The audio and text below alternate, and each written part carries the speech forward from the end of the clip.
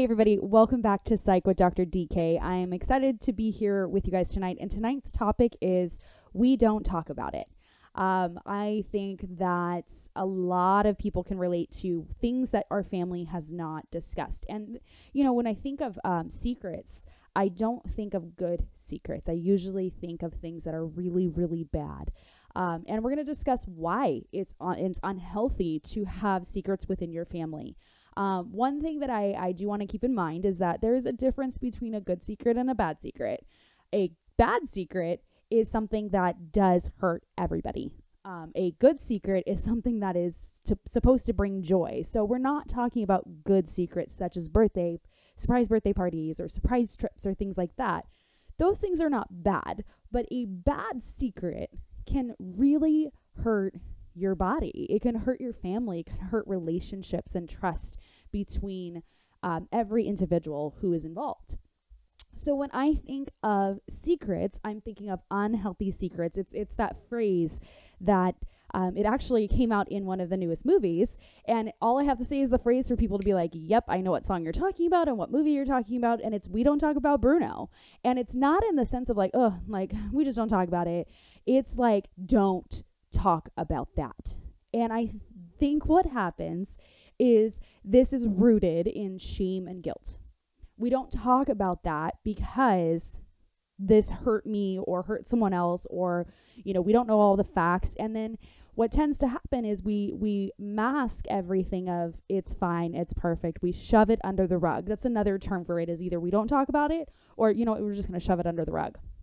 So one thing I want to address is that these unhealthy secrets actually hurt us physically. It is proven that a lot of anxiety and depression and health issues can go back to being in a position of masking our feelings and kind of pushing down our feelings. A lot of health issues come with that.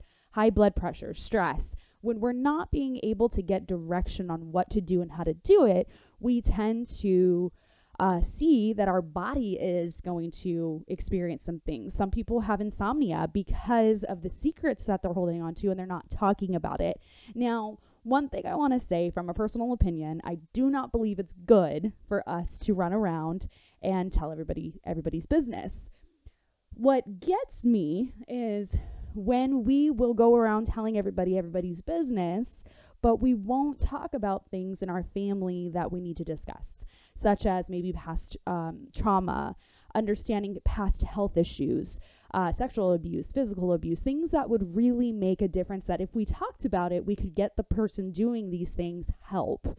And I think there's just a lot of things that I think on this topic, but I really want to talk about it and kind of dig deeper into why we hide secrets that are really bad and why we don't talk about it. And I mean, it's pretty self-explanatory, but what happens when we can talk about what's going on to feel that freedom from it? So I am a Christian, and I'm one of the verses that I really hold to is that God will bring what is in the dark into the light. And when we do this, we're not doing this in the intent to say, I'm just going to air all this laundry just because. The sole purpose of sharing your hurt or your pain or what you're going through is to seek help, redemption, healing. Not to just be like, everybody knows my business. I'm an open book and I'm just going to share everything. Now, when I think of my own life, there were times that I was told not to talk about certain things. And it wasn't like, hey, don't talk about the fact that I hit you across the face. It was more of like, you don't tell people that I don't teach you how to read. Like, you don't tell people you haven't eaten all day. You don't tell people that I raised my voice at you. So it was this very understood thing. Like, you don't tell people this, because if you tell them this, you will get in trouble. And I remember there was a conversation that happened about someone having a miscarriage. And at like 7 or 8 years old, I didn't know what that was. And I got scolded because I had said something about it in the sense of someone was like, oh, she doesn't have any kids. And I was like, no, she does. The baby's in heaven, like the baby's with Jesus. And this person was like, no, you don't talk about that. And I was like, but the baby's in heaven. Like, why wouldn't she want to talk about that? And there was a lot of hurt for this person going through it. She wasn't in the room when I said it, but she was hurt because she lost this child. And I understand that now as an adult, but as a child, what would have been better? What would have been better for my parents to do, instead of scolding me and calling me names and telling me how stupid I was for them to say, hey, this is something that happens and she's really hurt by it. She doesn't want people to know that this happened. That is better than yelling and scolding and all of those things.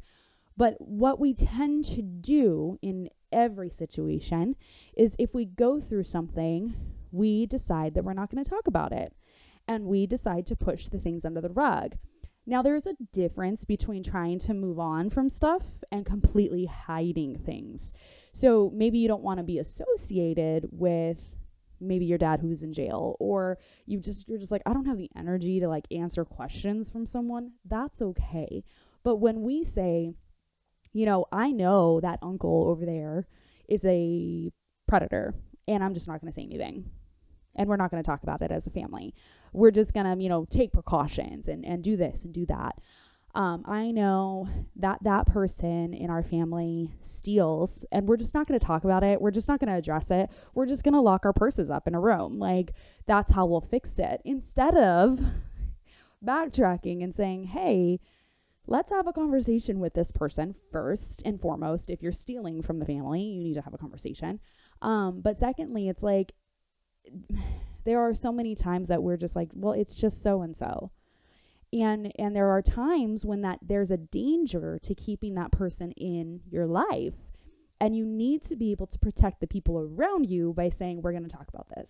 So this brings me to generational secrets. One of the things that I think is really hard for most families is that we don't know where we have come from. We don't know our background. We really don't know our history, because people just don't talk about it. Nobody passes things down. And I think that there's many, many reasons why. But it's kind of shocking sometimes when you start to see who your family members are. And it's like a rude awakening sometimes when you do it like a family tree, and you do like a DNA test, like a 23andMe or an Ancestry.com. And you see, like, if you looked back on your generations and all of a sudden you see that your uncle or your aunt was like a very horrible person. And you're just like, oh my God, how did I not know this? And it's not like they're 7 generations back, but they're like 2 or 3 generations back. So within that, you start to see that there's patterns within our families. So last week I talked about poverty mindset and it being generational. So there are also secrets that we could keep for generations. And some of the things that I think, I don't know all of my family history. I do know that my great-great-great-grandma came from Germany with her husband at like 14 and 16. I might be wrong on the ages and I might be wrong on who it is, but I believe it's 3 generations. So there's my grandma, my great-grandma, and then my great-grandma, great-great-grandma, something like that. Whatever. I can count sometimes. So you have these 3 generations, and she came into America because they were running from the Nazis. And they came into America, and then there was the Great Depression. And my grandma grew up in that. So then there's like secrets that my parents have. And like my mom's side, I don't know anything about my mom's side, but I kind of know some stuff about my dad's side. But the hard thing is when you ask a question to your grandparents or your parents, and you're like, hey, I have a question, like, where did our family come from? And everyone goes, oh. So what had happened was, my dad actually started doing this a lot, where he would say like, oh, we're Mexican, we're Hispanic, we're from Spain, we're Indian. And then there was this lie that took hold. So, and this is going to start a family fight. So I apologize in advance, family, but, we actually don't have like enough Indian in us that it's going down the bloodline. But I'm telling you, like, both my parents swore like we had a whole bunch of Indian in us. And a couple years ago, I did an Ancestry DNA test, and I was like, hey, by the way, like, we have nothing. Like, I have nothing. And it started a fight with a family member. And it was one of those things that it was like, this isn't really a secret when the DNA can show that we're not Indian. So then these lies start taking hold, and things start morphing when we hold secrets. We start to pick up and be like, oh, well, there's this lie and that lie. And we forget what the lies are, the secrets are. And then what happens is that when we're sitting, across the table from someone, we might actually just spill everything out. And it's like, oh, wow, I didn't know that so-and-so is in prison right now. I didn't know that so-and-so is lost their job or had cancer. And so insensitivity starts happening with how we talk about things, because we're like, oh, I haven't seen so-and-so in a long time. And someone's like, oh my God, I totally did not remind you, this is what happened. And it's like, okay, but then when it comes to toxic things, like sometimes it's like, we don't need to know everything about everybody, which is fine. But then there's some things where it comes to like abuse, that we start to hide from people, that we hide anxiety and depression. We will hide when we're not doing well financially, and we're hurting our children when we do these things. Specifically, I'm going to do the finance side first and then go into the abuse side, because I feel like the abuse side's a little bit longer. But with finances, if we're a parent and we're struggling financially and we are using our pride to say we're not going to tell anybody, the issue is we could probably ask a family member for help to get food, and they would most likely say yes. But when we let our pride in the way and we are like, oh, I'm not going to tell anybody, I'm just going to keep this secret, our kids don't eat, or our bills get shut off. And I remember a couple of times growing up where my parents were not good with money, and I didn't know that, and it was a secret. Then other people knew, and no one, like, I had said something to the effect of, I'm going to do this, and I'm going to give money to this individual and to one of my parents, and nobody said anything.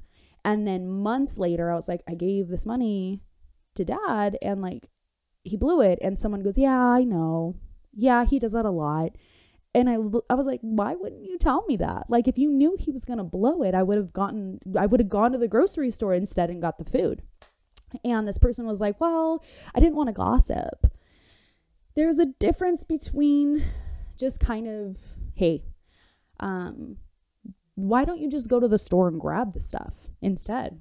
Like, you don't have to go into detail. But if this person is struggling with finances and they're not spending it on anything, and you know that they're going to blow through the money and not feed their children, like, just go to the store and buy groceries. Like, just say that. Now, the other side is it gets really bad when there's abuse. So, and anxiety and depression in your family. So I'm going to talk on that first. Anxiety and depression is that when you're hiding your anxiety and your depression, I know that there's this guilt. I have it a lot where I just think, man, this sucks. I don't want people to know that I'm weak. And I'm realizing, like, that's not the truth, first off. And you are very surprised when you start to talk to family and you're like, yeah, I have anxiety and depression. And sometimes you're met with people who are like, we don't talk about that. Like, we don't address that. Like, you need to not talk about it. Like, that's really weird that you are open about it.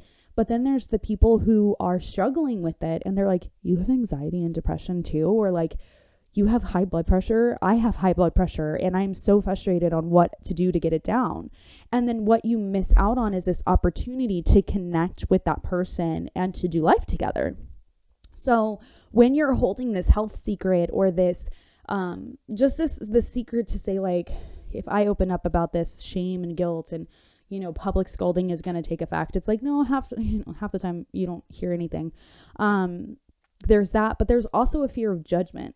There really is of getting slapped across the face with someone's comment. And I've had that happen more times than I would like, because I try to be open. It's not at this point, like, I don't try to be open to say, like, hey, does anybody else experience this? But what I'm seeing is that a lot of us are holding back. We're not wanting to share because of the fact that we think that we're weak and we think that everyone else has it together. So why can't we?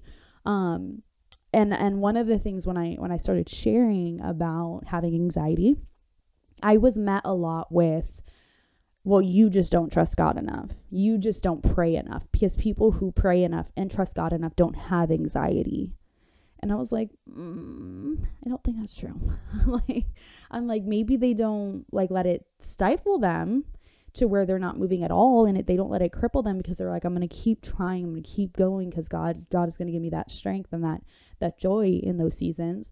But I don't think that anyone's perfect. And so we have what's called emotions, and anxiety runs into emotions. So anxiety actually is it's a way that our body reacts to things. And there is an episode that I talk about anxiety, so you can go back to that and kind of see what the difference is and why, like maybe why it is a fight or flight mode. But our body is on high for too long, and so anxiety starts to happen, which also can create more health issues within us because of the fact that our body is in a high mode all the time. So now our body is overworking. So when I was met with this of, you just don't trust God enough, you just don't pray enough, or you just don't do enough, I was like, I'm never talking to that person again about this, like never. But in like a few minutes later, even though I shared about this and kind of like I was really hurt by this comment, someone else was like, I had no idea, and I have been struggling by myself. And the person's like, I don't mean this, but it's like, I'm glad you have it because you understand it. Like, she's like, I'm not glad that you have it, but I'm glad that you understand what I'm going through. Turned out her anxiety was a lot worse, but so we were able to talk through what to do, and she was able to eventually get counseling. And it's hard because you know it's something we just don't talk about it. We're not going to talk about it. So now here's the danger, is not just health wise, but relationship wise. When we're hiding secrets, more people of people who are being abused, more people get abused. So I'm just going to be open and honest and real, because I believe that this is just how we should be, in a way of, again, it's not to bring shame into anybody's life. It's not to put anybody on blast. It's just a reality of what we face in this world. So I had been sexually abused for a really long time. And I was told, like, I promise this will never happen again. And, nobody would know. And, people were telling me, you just need to forgive this person. You need to not pursue this. And like, they just need Jesus. They just need counseling. They just need this, and this. This went on for a really long time, like 7 or 8 years. And later I found out that my report on this person never went through. I wanted this person to get help. They never got counseling. They actually were not pretending to be Christian, but like they knew all the Christian things to say, but they weren't living a Christian life, and they weren't changing. They actually ended up sexually abusing somebody else. And that was really bad, because it wasn't just that one person like that experienced hurt. I had experienced hurt, and I was told to just drop it. And so this secret was held on to for a really long time. And when I came forward, I was thrown to the ground saying, don't talk about it. And someone actually said, you're bringing shame to me by talking about this, and you shouldn't talk about that person. And you should go get Jesus and forgive that person and love that person and have a relationship with that person. I was 13 at the time being told this. Then when I got older, I found out it actually happened to somebody else, and I felt shame and guilt for not standing up better for that person to not get hurt. And so I've learned the hard way of what happens when secrets happen. Then finding out that this person who had sexually abused me also was sexually abused, and their dad was sexually abusive, and it was just this thing that was like, oh, okay, everyone knows, yet nobody did anything. Nobody tried to stop it. And it was, the consensus was just, we just don't talk about it. So what happened in response to that trauma was anxiety and depression and hurt of relationships, brokenness from relationships, and trust in people. So I share all of this because it's really crazy how when we're not open and honest, where the devil can work. And I think, from a Christian perspective, it's like God says to bring what's in the dark in the light, so that the person can get healing, so the person can be made right in in God. And like to sit here and say, don't talk about it, all you're doing is you're giving Satan a playground. So my hope is that the takeaway for this is that we need to talk about these things. We need to have, we don't need to blast it on social media. We don't need to beat the person with a bat. But the whole purpose is, and solely is, for that person to get healing. And that starts sometimes with us and dealing with what we're going through. And sometimes our anxiety and depression is caused by past trauma. Sometimes it's sometimes it is created by the situation we're currently in. I cannot speak today. So when we are able to bring that light to our brokenness, we're able to move on and start to get healing. Or we're going to continue pushing it down, stuffing it under the rug, or just not talking about it. And we're going to start to see our body react to that. It could be rapid disease, that's progression in our body. It could be increased blood sugar levels or decreased blood sugar levels, substance abuse, heart rate going up, digestive system issues. A lot of people who hold secrets have stomach problems. And insomnia and restlessness. And until they go and shed the light on this secret that they're holding, they don't feel that peace of like, oh, okay. But then also other people who are in it and struggling with it, they don't feel alone either. So the moral of this whole thing is that we're going to talk about stuff, and we should be able to say, hey, there is a secret I've been holding on to and I need help. Because if we were to normalize getting help, I think a lot more of us would be doing a lot better. If we normalize saying, hey, not normalize saying like I have anxiety as a label, but normalize the conversation to say, hey, I have anxiety. I'm feeling panic. I would like to not have this anymore. What did you do? Where did you go? How can I do the same thing? So we're normalizing the conversation of getting help and healing, not just taking the label and running with it, not just saying, hey, let's normalize not talking about it. Let's normalize people getting healing. So if you guys have questions, I want you to leave them on the comments. I did find out last week how to put things in the comments. Thank the Lord. My sister showed me and I was like, oh my God, I didn't have that on. So we were able to do that. So if you do have comments or questions, I want you to put them down in the bottom. I would love to hear from you guys. Next week, we're going to be talking about a different topic. So if you have any questions or comments that you would like to go through, we will do that. And then our 4th episode is going to be an actual live Facebook video. So we'll be able to chat. I don't know how many of you will join, but in 2 weeks, we will do that. So if you guys have anything to share, I'd love to hear from you, and see you guys next week.